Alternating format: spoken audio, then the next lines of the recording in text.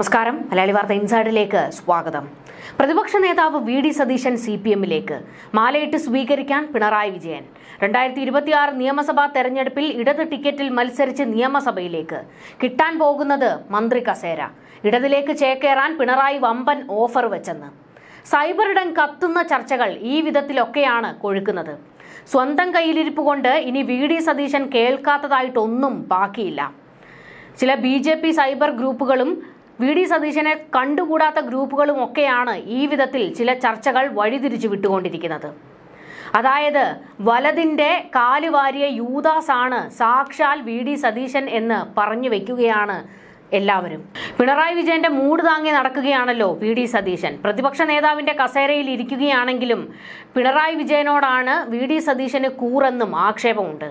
അല്ല, ഇനി എങ്ങാനും ബിരിയാണി കിട്ടിയാലോ എന്ന് കരുതി സതീശൻ വലതു വെട്ടി ഇടതു മാറുമോ എന്നും ചൂടൻ ചർച്ച. അല്ലെങ്കിൽ തന്നെ പിണറായി വിജയന്റെ ചങ്കും കരളുമാണ് വി.ഡി. സതീശൻ എന്ന് ഒരു ആക്ഷേപമുണ്ട്. വരുംകാലത്ത് ഇനി സതീശൻ ഇടതിലേക്ക് ചേക്കേറാനും മതി എന്നുള്ള തരത്തിലും പരിഹാസം ശക്തമാകുന്നുണ്ട്. ഹൈക്കമാൻഡ് വരെ ചവിട്ടി പുറത്താക്കി. ഉളുപ്പില്ലാതെ ഇനിയും കടിച്ചു തൂങ്ങി കിടക്കാതെ രാജിവെച്ച് പോയിക്കൂടെ? പ്രതിപക്ഷ നേതാവ് വി.ഡി. സതീശന് കിട്ടുന്ന അടിക്ക് കയ്യും കണക്കുമില്ല.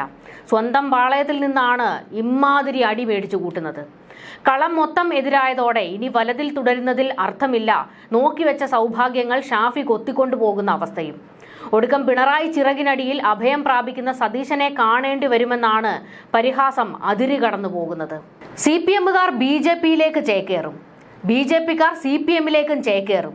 ഇത് രണ്ടും കൂടെ ചേർന്ന് ഇപ്പോൾ CJP പാർട്ടി എന്ന് ഒരു വഴിക്കൂടെ കോൺഗ്രസുകാർ വലിയ വിമർശനമായിരുന്നു ഉയർത്തിക്കൊണ്ടിരുന്നത്. വി.ഡി. സതീശനും ഈ വിമർശനം ഇടതിനും അതുപോലെ തന്നെ BJP-ക്കും നേരെ ഉയർത്തിയിരുന്നു. എന്നാൽ അടിച്ച ഡയലോഗുകളെല്ലാം ഇപ്പോൾ വി.ഡി. സതീശന്റെ മൂട്ടിലാണ് വീണ് പൊട്ടുന്നത്. വി.ഡി. സതീശൻ CPM-ലേക്ക് എന്ന് പറഞ്ഞു വെക്കുകയാണ് പലരും. ചില BJP സൈബർ ഗ്രൂപ്പുകളിൽ നിറയുന്നത് നിങ്ങളുടെ പ്രതിപക്ഷ നേതാവിനെ പിണറായി വിജയൻ കൊണ്ടുപോകാതെ നോക്കൂ എന്നാണ്. അതായത് സതീശൻ വലതിന്റെ കാല് വാരുമെന്ന് പറഞ്ഞു വെക്കുകയാണ്. സതീശൻ അധികാരമോഹിയാണ്. ആരുടെ കാല് വാരിയിട്ടാണെങ്കിലും അധികാരം തന്റെ കയ്യിൽ ഭദ്രമായിരിക്കണമെന്ന ചിന്താഗതിക്കാരൻ.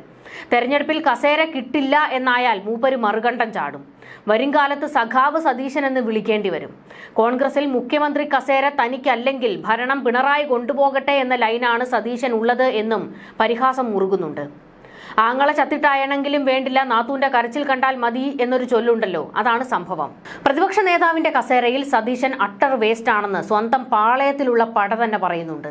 പ്രതിപക്ഷ നേതാവിന്റെ കസേരയിൽ പിണറായി ഇരിക്കും പോലെ സതീശന്റെ പെരുമാറ്റം. സർക്കാർ അഴിമതിയിൽ മുങ്ങിക്കുളിച്ചു നിന്നിട്ടും ശക്തമായി പ്രതികരിക്കാത്ത സതീശൻ പിണറായിക്ക് കുഴലൂത്ത് നടത്തുകയാണ്.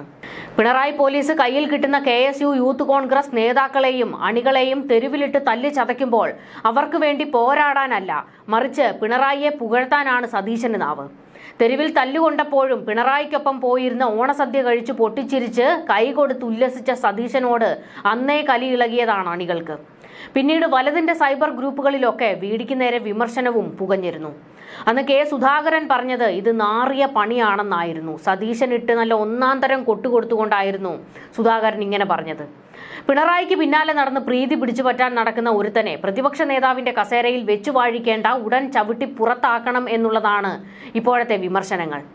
മുൻപ് CMDRF ഫണ്ട് തട്ടിപ്പ് വിവാദം കത്തിനിന്ന സമയത്ത് ഒരു വഴിക്ക് പ്രതിപക്ഷം സമര വേലിയേറ്റം നടത്തി ഇവിടെ. അതായത് മുഖ്യമന്ത്രിയുടെ ദുരിതാശ്വാസ നിധിയിൽ CPM-കാർ കൈയിട്ട് വാരി നക്കിയെന്ന്. അന്ന് പിണറായി വിളിച്ച ഇഫ്താർ വിരുന്നിൽ ലോകായുക്ത ജഡ്ജിമാർ പങ്കെടുത്തത് വൻ പൊട്ടിത്തെറിക്കൊക്കെ വഴിവെച്ചിരുന്നല്ലോ. പക്ഷെ അന്ന് ആ പരിപാടിക്ക് പോയി ഈന്തപ്പഴം തിന്നിട്ട് പിണറായിയെ കെട്ടിപ്പിടിച്ച് ഉമ്മം വെച്ചിട്ട് വന്ന സതീശനെ കേരളം കണ്ടതാണ്. ആ വേദിയിൽ പ്രതികരിച്ച് സതീശൻ ഇറങ്ങിപ്പോന്നിരുന്നുവെങ്കിൽ പ്രതിപക്ഷ നേതാവ് ഹീറോയായേനെ. പക്ഷേ വട്ടപൂജ്യമാണെന്ന് അന്നേ സതീശൻ തെളിയിച്ചു കാണിച്ചു. വി.ഡി. സതീശന് ചോറിവിടെയും കൂറ് പിണറായിയുടെ അടുത്താണെന്നും അടുത്ത കാലത്തായി വലിയ ആക്ഷേപം ശക്തമാണ്.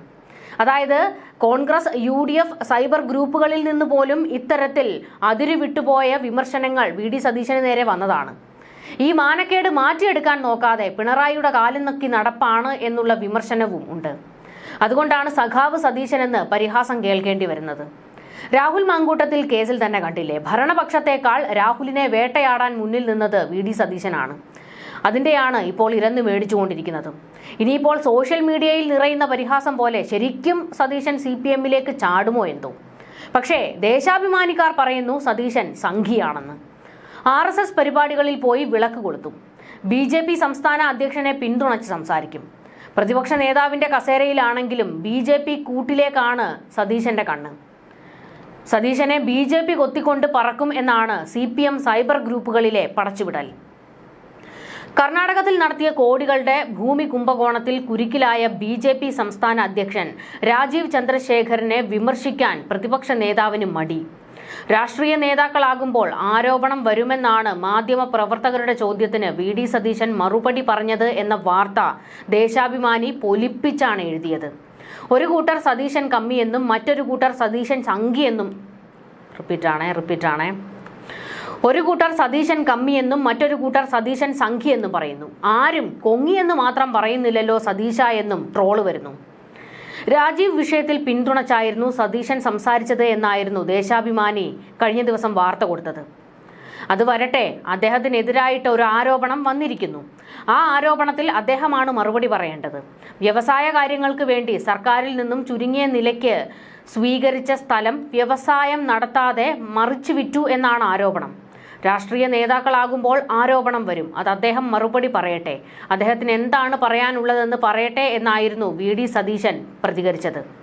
ഭൂമി കുംഭകോണത്തെക്കുറിച്ചുള്ള മാധ്യമങ്ങളുടെ ചോദ്യങ്ങൾക്ക് രാജീവ് ചന്ദ്രശേഖറും BJP നേതാക്കളും മറുപടിയില്ലാതെ കുഴങ്ങിയ സാഹചര്യത്തിലാണ് പ്രതിപക്ഷ നേതാവ് കരുതലുമായി എത്തിയത്. അഴിമതിയെക്കുറിച്ച് നിരന്തരം ചോദ്യം ഉന്നയിച്ചിട്ടും വാർത്താ സമ്മേളനത്തിൽ രാജീവ് ചന്ദ്രശേഖർ പ്രതികരിച്ചില്ല. താൻ ഉന്നയിക്കുന്ന ആരോപണങ്ങളിൽ നിന്ന് ശ്രദ്ധ തിരിക്കാനുള്ള നീക്കമാണിതെന്നും ചില ക്രിമിനലുകൾ മാധ്യമങ്ങളിൽ കയറിയിട്ടുണ്ടെന്നുമായിരുന്നു മറുപടി. അതിനിടെ ചോദ്യം ഉന്നയിച്ച മാധ്യമങ്ങളോട് BJP general secretary S Suresh കയർത്തു. തുടർന്ന് വാർത്താ സമ്മേളനം അവസാനിപ്പിച്ച് BJP നേതാക്കൾ ഇറങ്ങിപ്പോയി. ഇതേ രാജീവ് ചന്ദ്രശേഖറിനെ പിന്തുണച്ചാണ് ചേർത്ത് പിടിച്ചുകൊണ്ടാണ് VD സതീശൻ സംസാരിച്ചത്. ഇതായിരുന്നു ദേശാഭിമാനി കൊടുത്ത വാർത്ത. അതായത് ദേശാഭിമാനി പറഞ്ഞു വെച്ചിരിക്കുന്നത് BJP നേതാക്കളെ പിന്തുണയ്ക്കുന്ന VD സതീശൻ സംഘിയല്ലാതെ മറ്റാരാണ് എന്നുള്ളതാണ്. പാർട്ടി മൊത്തം എതിരായതോടെ ദൈവത്തിൽ അഭയം പ്രാപിച്ചിരിക്കുകയാണ് എന്തായാലും സതീശൻ. അതായത് ദിവസവും സ്വന്തം പാളയത്തിൽ നിന്നുള്ള തെറിവിളി കേട്ട് മടുത്തു. ദൈവമേ എന്നെ നീ തന്നെ കാത്തോളണേ എന്നാണ് സതീശൻ പറയുന്നത്. അതായത് കഴിഞ്ഞ ദിവസം VD സതീശൻ തുലാഭാരം നടത്തിയിരുന്നു ക്ഷേത്രത്തിൽ. അതിൻ്റെ ചില ചിത്രങ്ങളും ദൃശ്യങ്ങളും പങ്കുവെച്ചുകൊണ്ട് സോഷ്യൽ മീഡിയ ഈ തരത്തിലാണ് മറ്റൊരു ട്രോള് പടച്ചുവിടുന്നത്. പ്രതിപക്ഷ നേതാവ് VD സതീശൻ പന്മന സുബ്രഹ്മണ്യ ക്ഷേത്രത്തിൽ തുലാഭാരം നടത്തിയിരുന്നു. കൊട്ടാരക്കര ഗണപതി ക്ഷേത്രത്തിലെ ഉണ്ണിയപ്പം കൊണ്ടായിരുന്നു തുലാഭാരം.